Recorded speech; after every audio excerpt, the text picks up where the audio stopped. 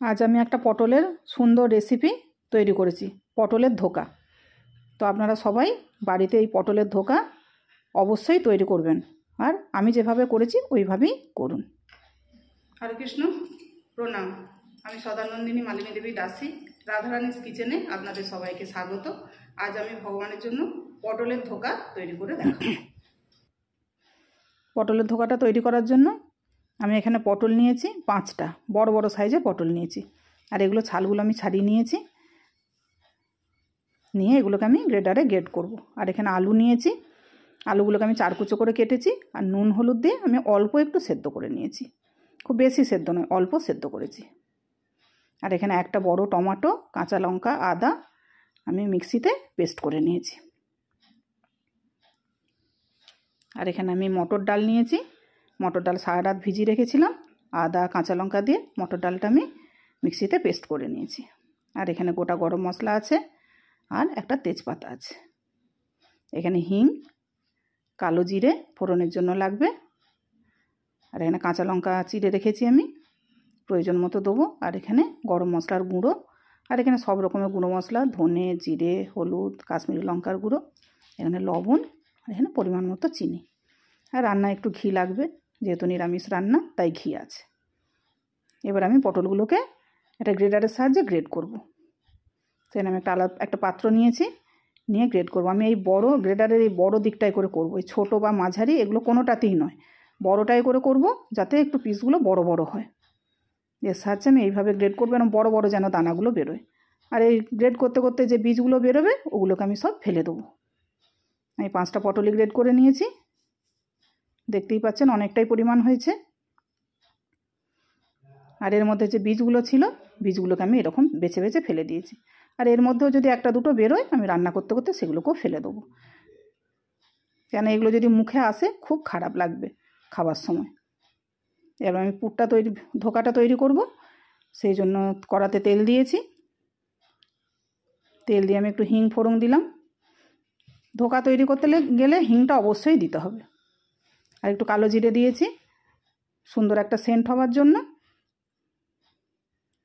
এটা একটু সুন্দর ভাজা হয়ে গেলে এর মধ্যে আমি যে পটলগুলো গ্রেট করে রেখেছিলাম পটলগুলো দিয়ে দেবো।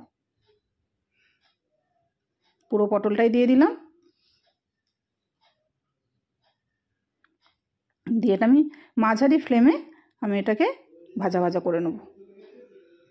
এটা ভাজা হয়ে গেছে আমার, এর বেশি আর ভাজার দরকার নেই।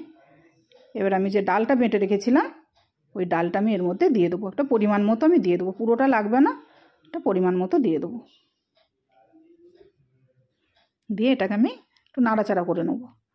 এবার এর মধ্যে আমি পরিমাণ মতো লবণ, চিনি আর কালারের জন্য হলুদ, এগুলো আমি এর মধ্যে দিয়ে দেবো পরপর।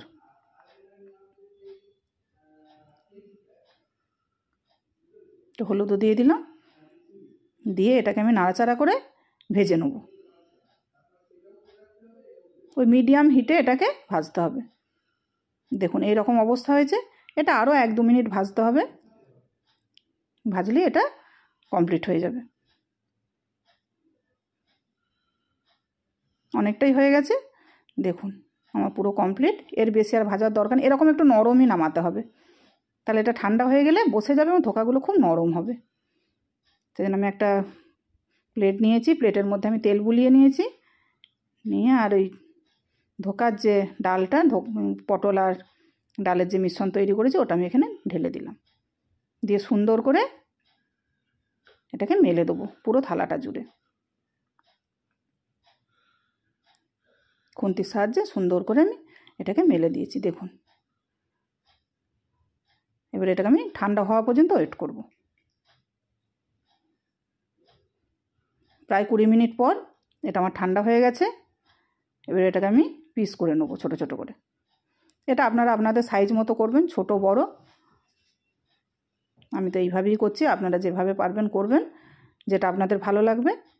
আর এটা চৌকো বা বরফি যে কোনো শেপই দেওয়া যায়, আমি চৌকো শেপ দিলাম, আপনারা বরফিভাবেও দিতে পারেন, ওটাও ভালো লাগে দেখতে। দেখুন কত সুন্দর হয়েছে, প্রচণ্ড নরম আর খুব ফ্লপি। এবার এগুলোকে আমি ভেজে নেব। তেল গরম হয়ে গেছে, তেলের মধ্যে আমি, তবে এটা আমি মিডিয়াম ফ্লেমে ভাজবো, হাই ফ্লেমে নয়। এগুলোকে আমি লাল করে দু পিঠই ভেজে নেব।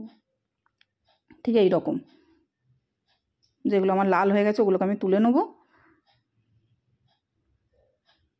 আর বাকিগুলোকে আমি লাল হওয়া পর্যন্ত উল্টে পাল্টে ভাজতে থাকবো।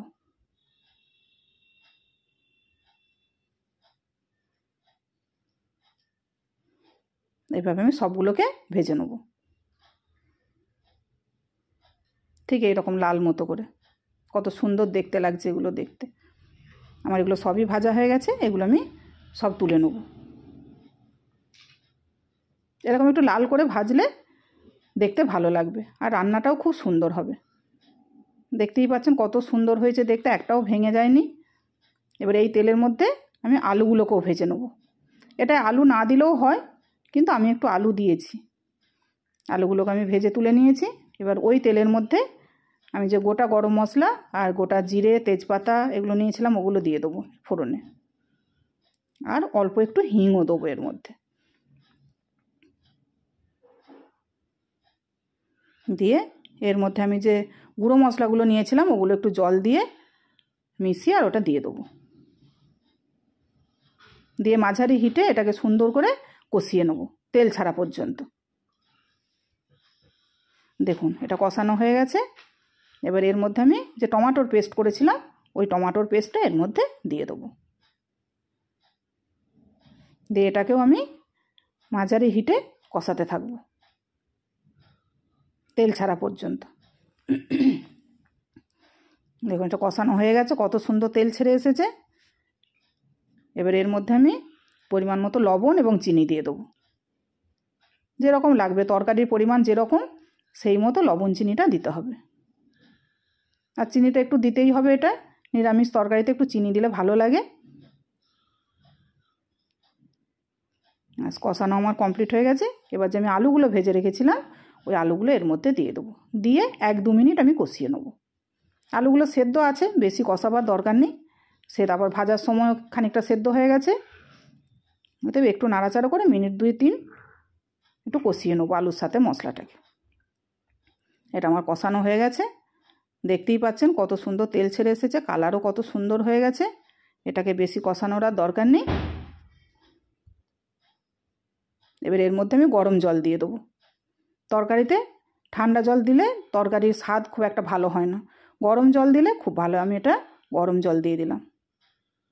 পরিমাণ মতো দিয়ে দিতে হবে, যে যেরকম ঝোল পছন্দ করবেন সেরকম বেশি জল দিতে হবে, আর যদি কম রস পছন্দ করেন তাহলে একটু জল কম দিতে হবে।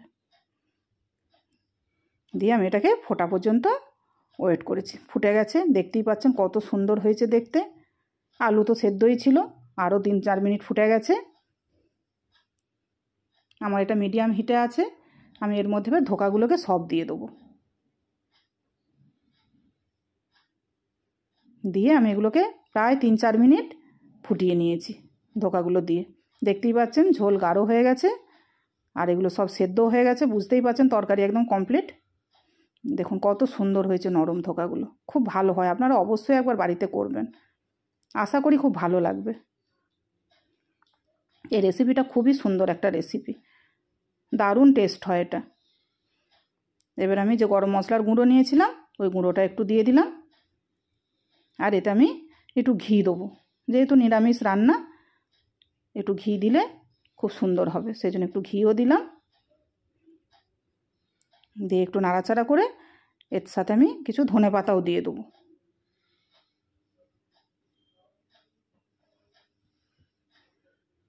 দিয়ে এগুলোকে সুন্দর করে এর সঙ্গে মিশিয়ে নেব। আমার রান্না কমপ্লিট। এবার এটাকে আমি হাই ফ্লেমে একটু ফুটতে দিয়ে দেবো। এতক্ষণ মিডিয়াম ছিল, আমি এবারে ফ্লেমটাকে হাই করে দেবো। দিয়ে একটু ভালোভাবে ফুটে গেলে আমি এটা বন্ধ করে দেবো। দেখুন হাই ফ্লেমে এটা আমার ফুটে গেছে। একটু রসই রাখতে হবে, কেননা ধোকাগুলো কিছুটা রস টেনে নেবে। এবার ঠান্ডা হলে আমি দেখাচ্ছি।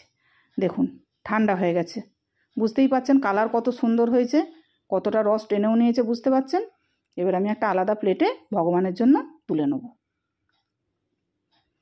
আপনারা এই রসটা কম বেশি করতে পারেন। ভগবানের জন্য আমি তুলে নিয়েছি, ভগবানকে নিবেদন করব।